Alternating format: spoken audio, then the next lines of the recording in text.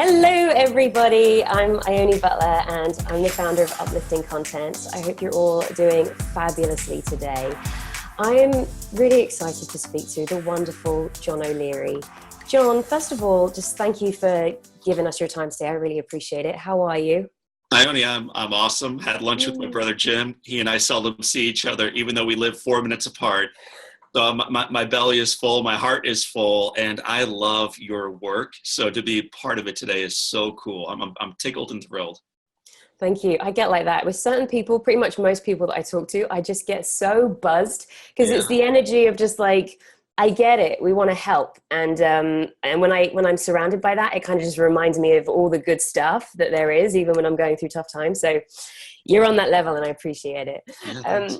First of all, would you mind just sharing a bit about you and your incredible story with everyone for people who might not know you? Yeah, of course. And I would expect most of your friends don't know who I am, and I'm totally okay with that. Maybe begin with where I am today. I live in St. Louis, Missouri. I'm married. I have 4 children. We have a wonderful life. We feel blessed, and I can't believe that I get to wake up and have the life that I have, which sounds awesome. But like everybody, to get to this point, and who knows what tomorrow has in store, but even looking backward, it was certainly not always easy. When I was 9 years old, I saw little boys in my neighborhood playing with fire and gasoline. And what these guys would do, Ione, is they would put a little bit of gasoline on a sidewalk, throw a match on top. It would come to life. And, monkey see, monkey do in life. Whether you're 9 or you are 49, we still imitate those around us, which is why your program matters so much. We look up to stuff like this. I figured if they could do it, so could I. So 30 years ago, with mom and dad gone, I walked into their garage, lit a piece of cardboard, bent over a can of gasoline, big mistake, tried to pour a little bit on top. Before the liquid even came out, the fumes rushed out, grabbed my little flame, created a massive explosion, split the can in two, picked up the 9-year-old kid, and it launched me 20 feet against the far side of the garage. So that's the beginning of this crazy epic story. I found myself eventually with burns on 100% of my body. That's all of it. 87% were third degree.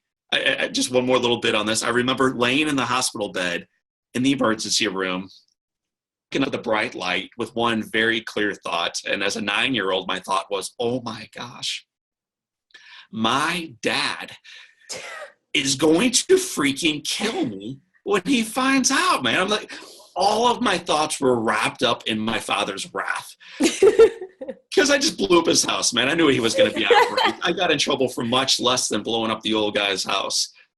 So I hear my dad's footsteps down the hall.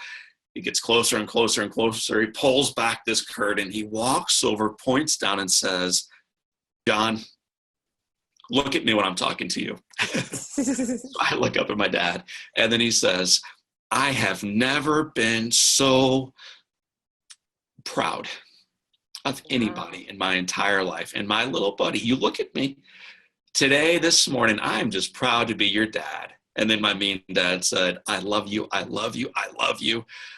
And I just remember laying there as a 9-year-old. Now my eyes were kind of shut. And I thought, oh my gosh, nobody told my dad what happened.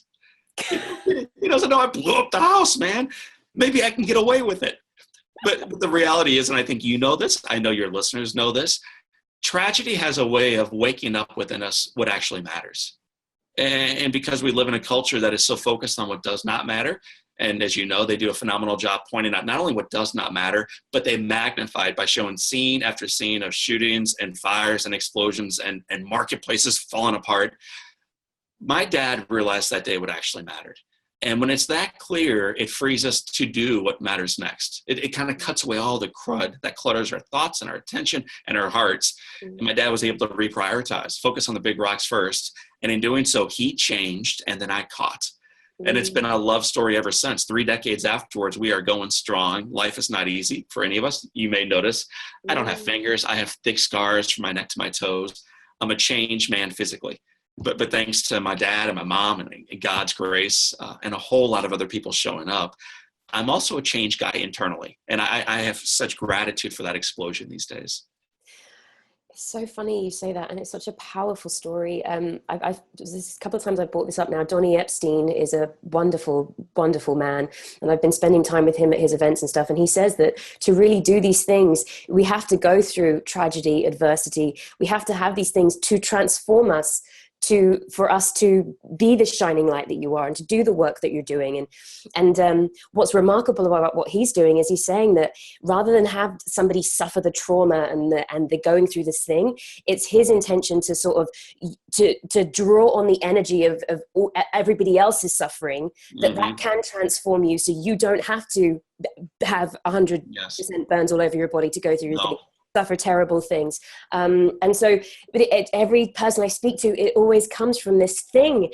And what I love about it is it's that reminder to people that if you're struggling through something, that's how it gets you on your path. No doubt. That's what pulls you out and transforms you and makes you this shining light. So don't let it, just stop you or make I hear you. And I don't think you need to be burned on 100% of your body. But what I've been living long enough and meeting enough people around the marketplace to know that everybody gets burned in relationships, in our upbringing, financially, at work. We miss the bus, whatever. We get burned day after day after day. And then we get to decide, what do I do with this? Should I use it for the rest of my life to complain and have hostility and anger and regrets and remorse and just vengeance wrapped up within me, live from a place of fear?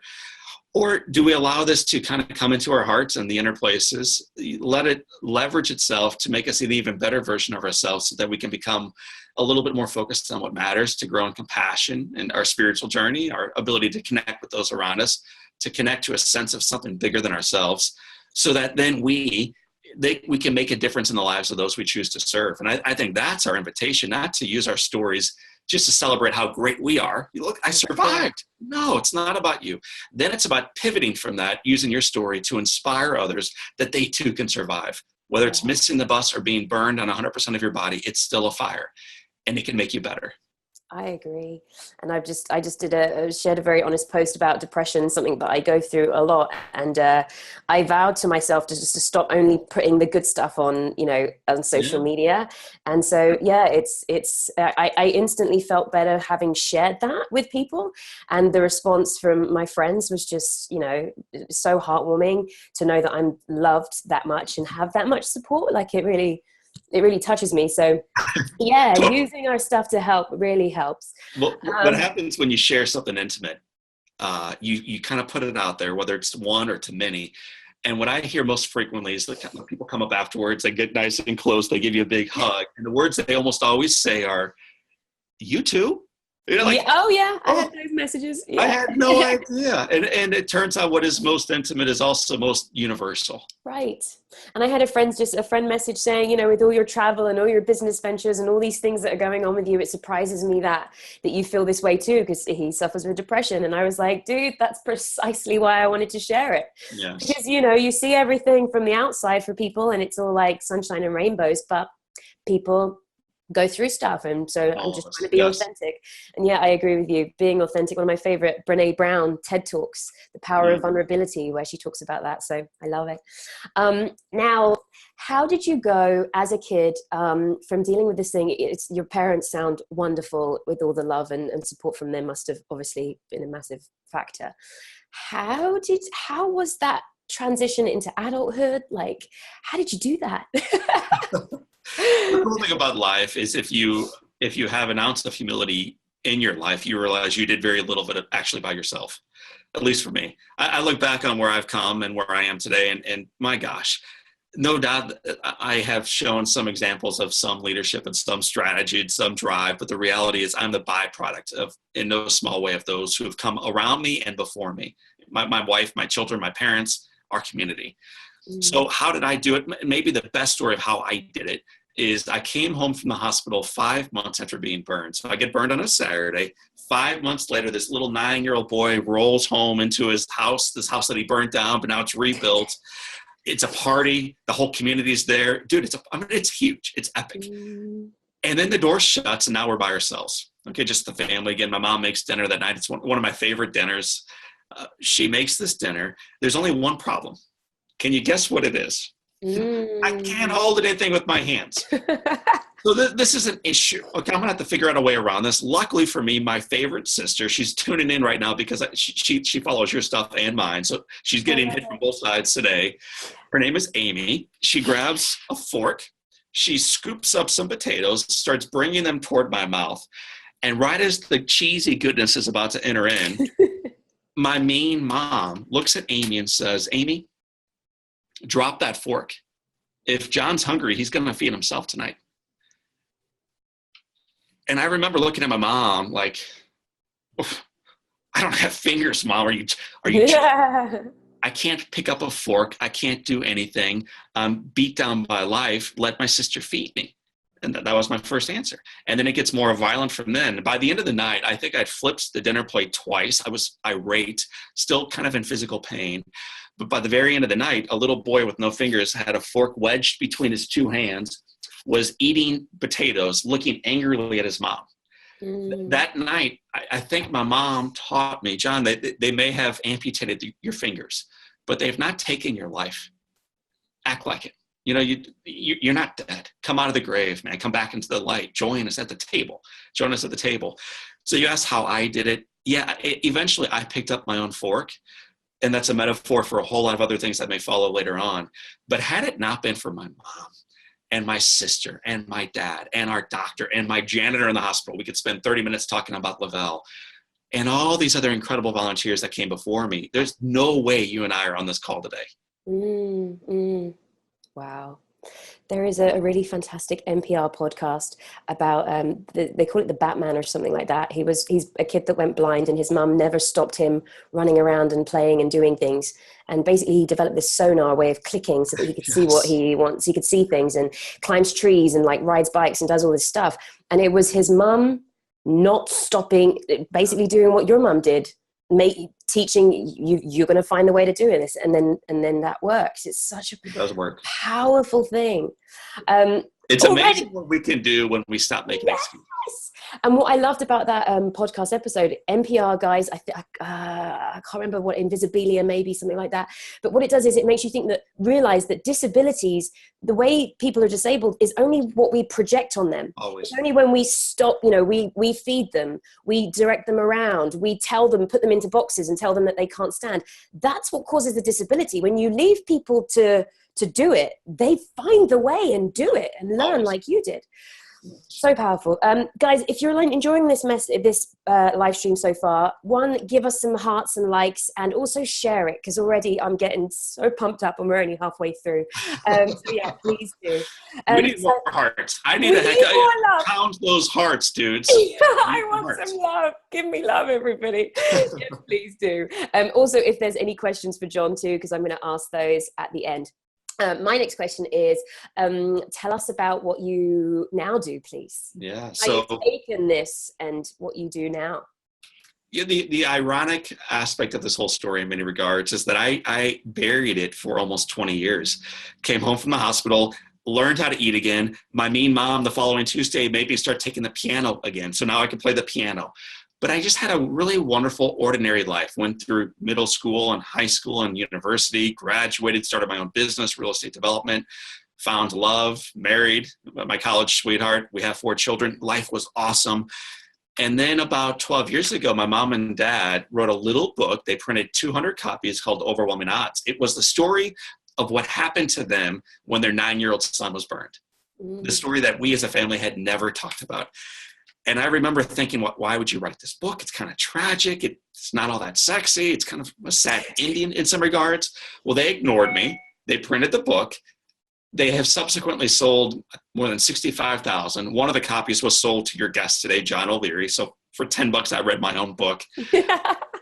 And I'm telling you right now, it changed me from the inside out. I saw this little boy on the cover of the book who has a scar on his left face, and he's in a wheelchair, and all the things that were wrong with him. That's what I saw when I started reading the book.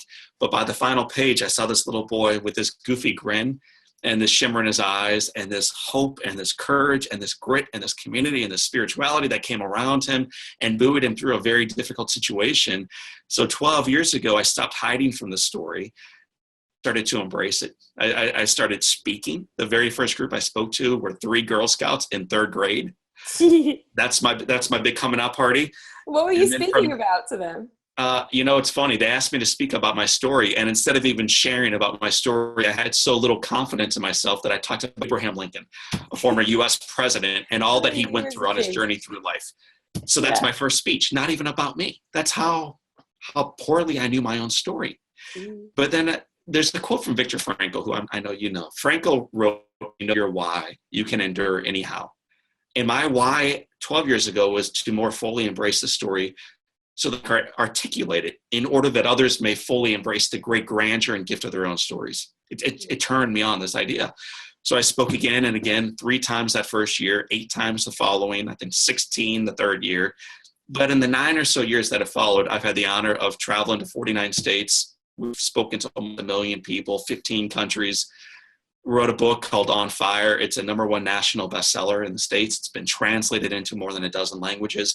All of this incredible content that is being shared, not from a place of ego, or I wonder what I can get from the people this time, but from a place of great love, with a hand like wide open, knowing that it's not my story in the first place. And sharing it inspires and encourages others to become the best versions of themselves.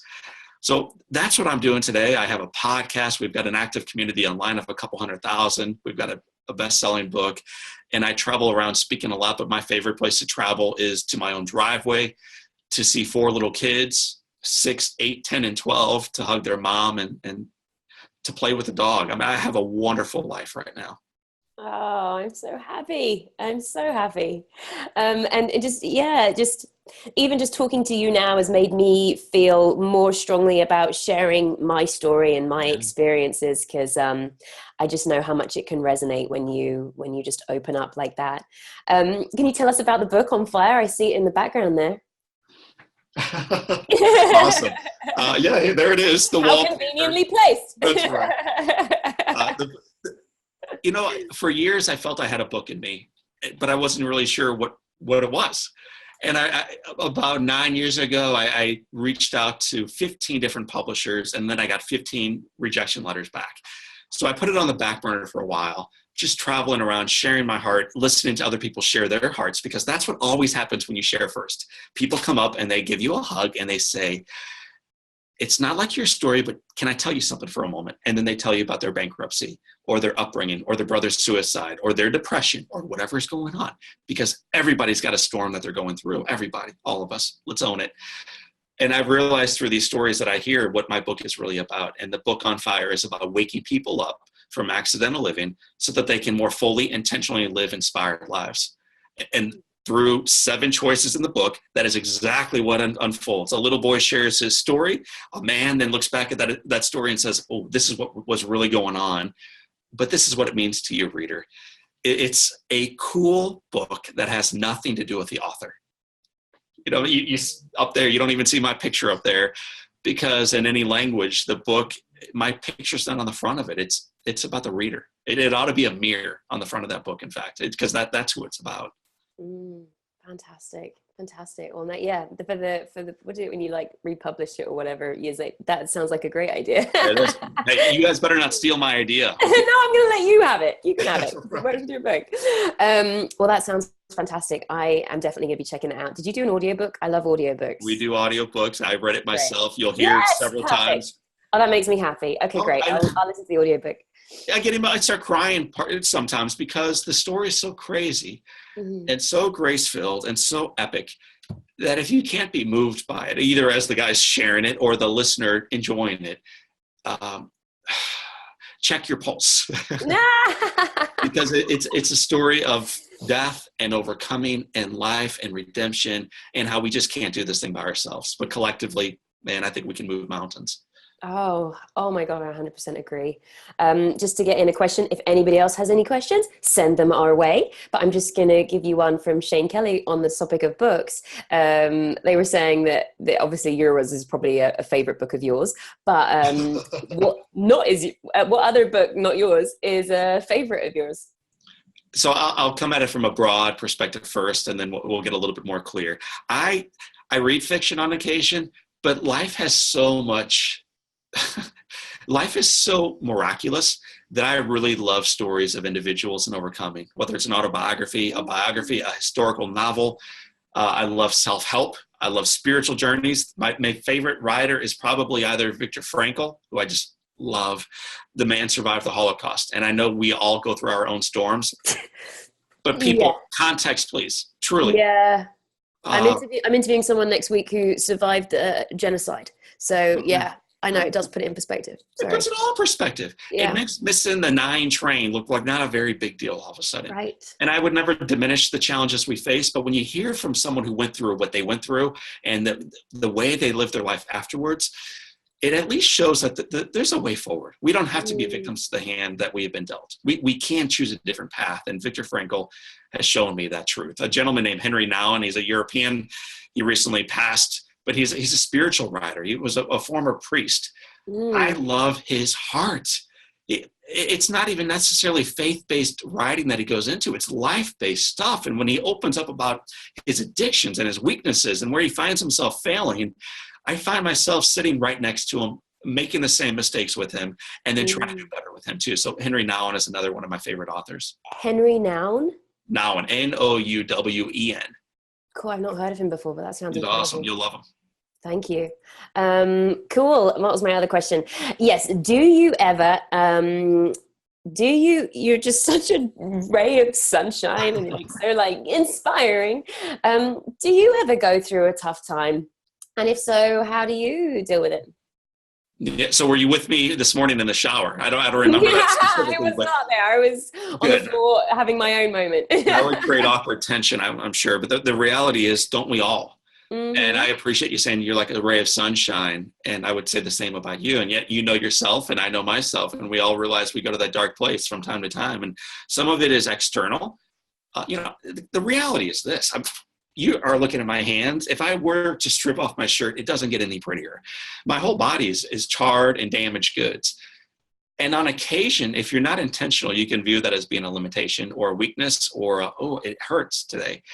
But instead, when I look in the mirror, I give God, and not my faith background, such thanks and gratitude for allowing me to survive something that I have no earthly right surviving. 100% burn in 1987 is not something you endure. It's not something you're tough enough to beat back. So I have such gratitude even for my scars. When I miss flights, because I travel a lot for speaking opportunities, it's very easy to play victim even to that. But instead, I choose to open up my eyes and look at the sunset that I would have missed if I was on a flight going the opposite direction. I choose to look around me to see who else is in the terminal, who I can make a new friend, how I can write a blog or an entry that might touch someone else's life, an opportunity to FaceTime a child at home. So I use all these little things that might at first be challenges, darkness, as rays of light. And I find the more I focus on the ray, the more it expands. And then the more you share that ray with others, the more it's reflected right back at you. Then the people you love become mirrors. You mentioned in your podcast, one of them at least, 90% of the news that we absorb is negative. And I think you're being generous. I think it's almost all. There may be one little puppy dog story at the very end if you can endure the hour of beatdown they give us. It's all bad. And if it's all bad, we reflect that because we are what we consume most frequently. So I don't watch the media. I watch programs like the ones you share. I read books that are life-giving. I hang out with people that inspire me. And in doing that, I think we start to find more and more and more of that around us. Then the role of people like you and me and all of our followers is to be that for those who look up to them. It's not you and me inspiring one another. It's communities of people saying there's a better way. There's reason for hope. There's reason for perspective. We live in the freest, wealthiest countries in the history of the world. Not perfect. Opportunities for change and improvement. But let's wake up and look through our own eyes, not through some media lens. Yes. Hear, hear. Thank you. Great points. There's one question from Monk, which I mean, you've pretty much covered this in some of your answers already, but what is your number one tip to live inspired each day? Awesome. That is just what you said though, really, isn't it? Yeah, but it's different. So I'm actually coming to you from one of my team members' offices. This is her room, but cool. This is her journal. And each of us in our office and each of us in our community, we keep journals. It's one of the things that I implore my family, myself, my team, and our followers to do, to journal. We track in life Just about everything, man. If you're in sales, you track sales calls, you track miles. Some of us track calories. I beg people to track their life. And so the way I track it, this is what I would encourage your listeners to consider doing. This is what works for me, is in the morning, instead of waking up and grabbing this bad boy, my phone, and seeing what blew up last night and how many emails I need to quickly respond to so I can start my day and get the kids off to school, I instead begin a little bit early. I go out to the screen porch with a cup of coffee. I grab a journal. I listen to the birds. I watch the sunrise. It blows me away every morning that dang thing comes up again. I mean, if that's not epic, what is? The sun rises again. The birds sing again. I sit back with that coffee and I reflect and I give thanks. And I ask the question, why me? I have deserved very little of what I received. Thank you. Why me? And I make a list of things for which I'm grateful. And then at the very end of the day, because now my day has started off on the right foot with the right vision, I finish the day 18, 20 hours later, whatever it may be, with a different journal, with a different question, with a different drink, sometimes a glass of wine. And the question then is, what more can I do? It's a simple question. It's one that I learned through a great guy, a mentor of mine who came into my life, profound story. I'll send you a link to the story later on. It's a beautiful story.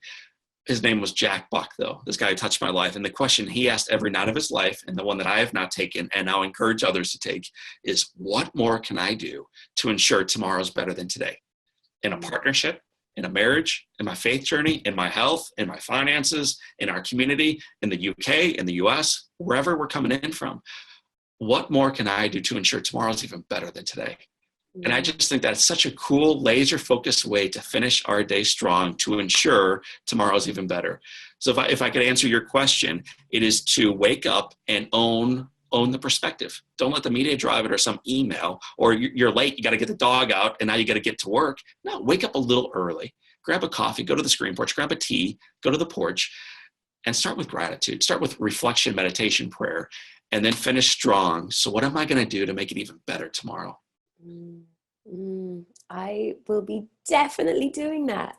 I Awesome. used to journal from like 13 or something, and then I got to 19 and I just stopped for whatever reason. And but I feel that way waking up when I'm not waking up on my down days, which is normally just dread, which is a horrible feeling this morning. But waking up on the good days of just like, wow, thank you for being here. And I love even when you're down, because I have those too, and physically more than emotionally for me sometimes.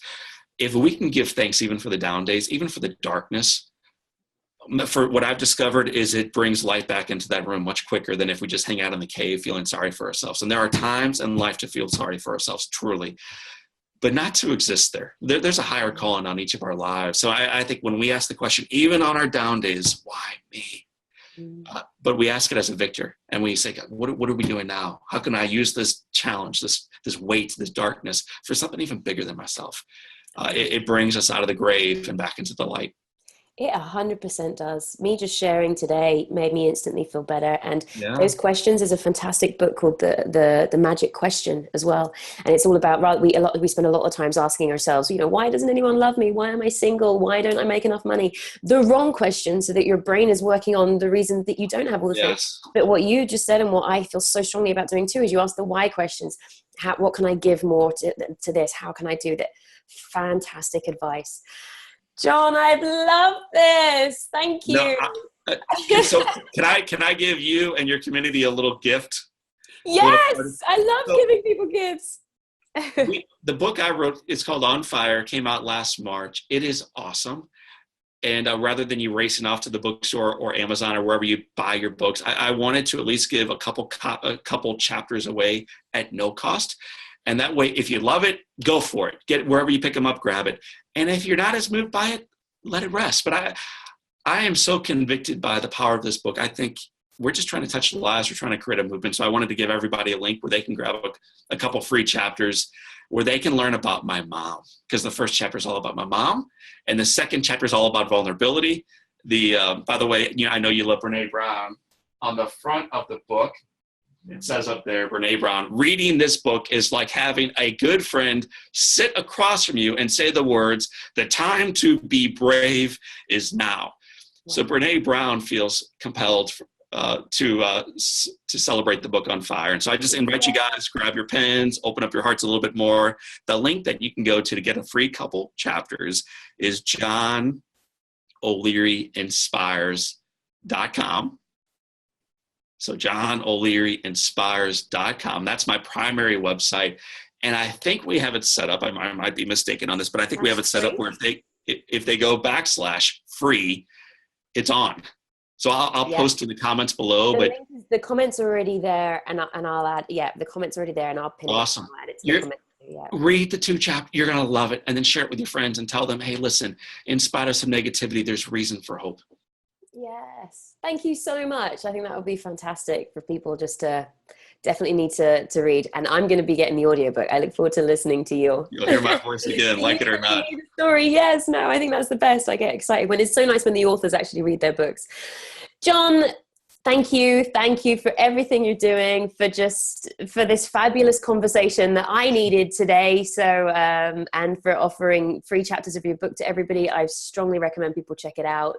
And then also check out just more of what John does on Facebook and your website and things like that. So we'll have links to everything, but thanks again. Hey, thank you for your work. It matters. So keep working and keep moving forward, my friends. I will do. Bye, everyone. Have a great day. Bye.